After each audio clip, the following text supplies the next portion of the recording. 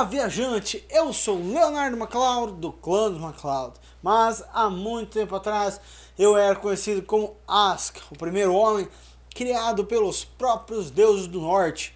E eu estou aqui para contar a vocês sobre o incrível folclore brasileiro e seus diversos personagens, vivos e não vivos. Por isso, fique um pouco e escute. no fundo dos charcos e igarapés do rio Madeira e seus afluentes, vive uma onça, a tapiora. Ela ataca os pescadores e marisqueiros em seus barcos e os derruba tão rapidamente que não há tempo para se defender. Como vive embaixo da água, o que denuncia a chegada da tapiora é o cheiro forte e horrível que possui. Há quem afirma que a lenda da tapiora vem da história da Tapira Iauará, conhecida como anta cachorro ou anta onça, uma onça com cabeça de anta, com mãos em formas de casco de anta, que ataca os caçadores quando eles desrespeitam as leis da caça, como por exemplo, matar fêmeas grávidas.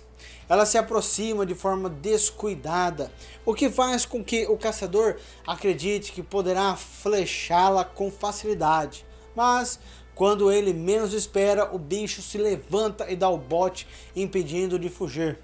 Há um relato em que a tapiora atacou um pescador só porque ele pescava no dia de São Sebastião, considerado um dia santo.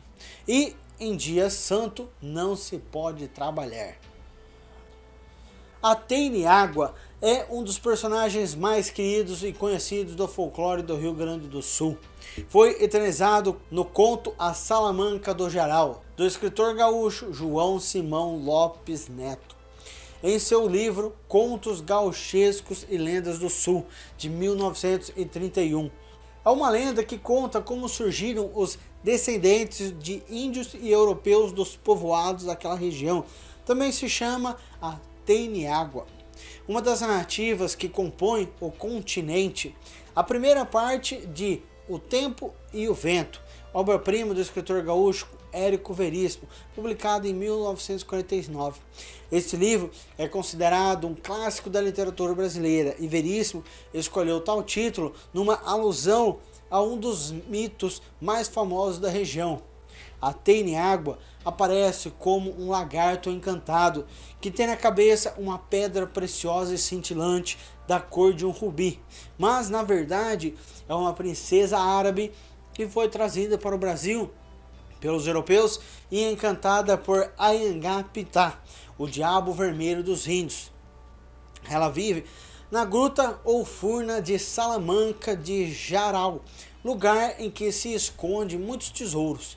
Protege essas riquezas e só as entrega ao homem que aceitar o desafio de entrar na gruta e passar por 7 provas.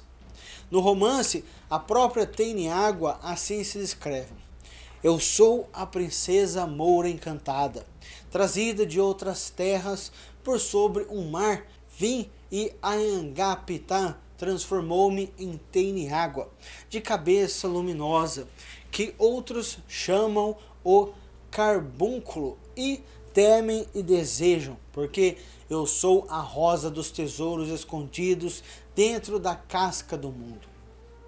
Reza a lenda que tudo começou quando um sacristão resolveu se banhar nas águas do Cerro de Jaral. De repente ele percebeu que a água fervia e deu de cara com um lagarto, a Tênia-água. Ele a prendeu num copo em forma de chifre, a guampa, e então retornou à igreja. À noite, ao destampar a guampa, uma mágica aconteceu. A Tênia-água virou uma linda mulher e lhe pediu vinho. O sacristão sabia que na igreja só havia o vinho do padre, mas mesmo assim resolveu dá-lo à mulher.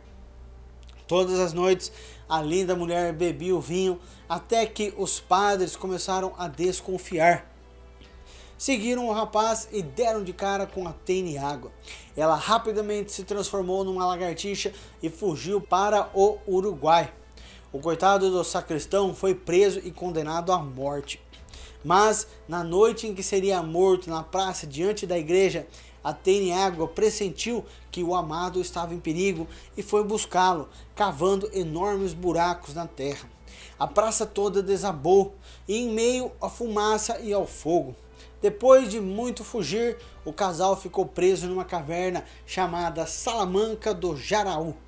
De lá só sairiam vivos se surgisse alguém capaz de, ao entrar na caverna, cumprir as 7 provas, os 7 desafios.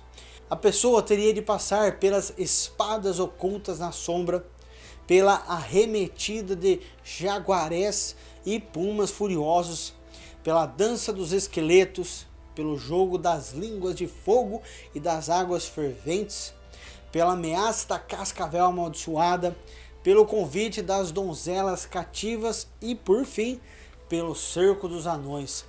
Depois de tudo isso, o vencedor teria direito a um desejo. O encanto só seria desfeito se ele recusasse a ter o seu desejo atendido.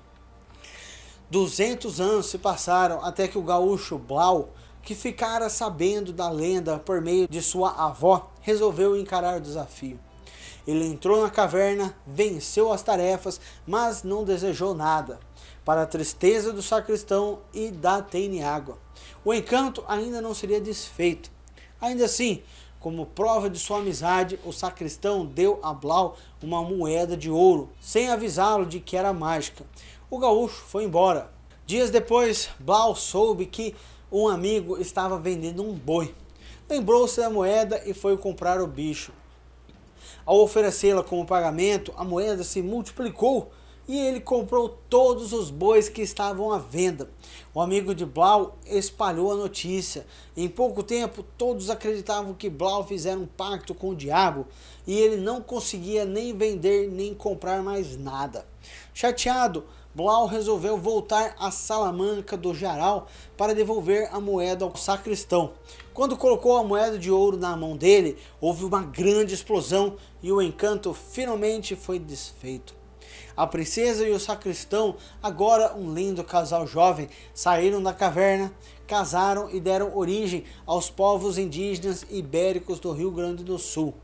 Outra versão da lenda, diferente da que João Simões Lopes Neto popularizou, conta que o personagem do gaúcho era um índio antigo sacristão das missões. Nessa versão, ele vigiava a gruta em que a Tênia-Água estava presa e aguardava alguém dizer 3 vezes a saudação: "Louvado seja nosso Senhor Jesus Cristo". Quando isso acontecesse, o encanto seria quebrado e ele e a lagartixa voltariam a ser um jovem e belo casal. E foi assim que aconteceu.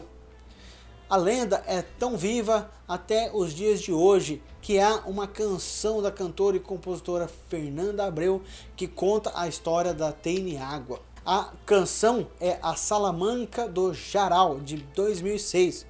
Infelizmente eu não sei a melodia da canção, por isso vou passar só a letra para vocês. E ela é assim: eu vou contar para vocês uma história diferente, que de tão incrível virou lenda.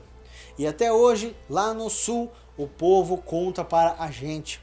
E o cantador emenda, um sacristão lá da igreja que ficava de bobeira, sentado olhando o rio passar.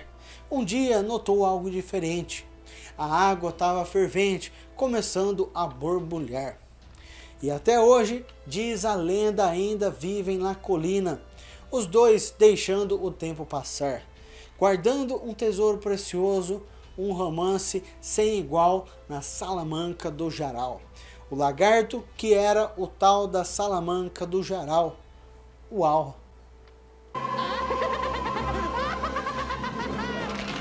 Voltaram, né? E isso é tudo por hoje. Porém, existem muitos contos incríveis para contar. Antes de sair, não esqueça, primeiro, se você não faz parte do clã, clica no botão inscrever-se para fazer parte do clã.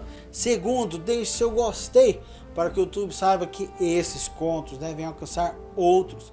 Dessa forma, você pode ajudar a espalhá-los pelos 4 cantos do reino. E em terceiro lugar, marca o ícone do sininho para que você possa ser notificado sobre os novos contos para ouvir. Também me segue nas minhas redes sociais para vocês ficarem sabendo dos próximos contos que eu estarei liberando. E até o próximo conto, que os antigos deuses possam guiá-lo em seu caminho.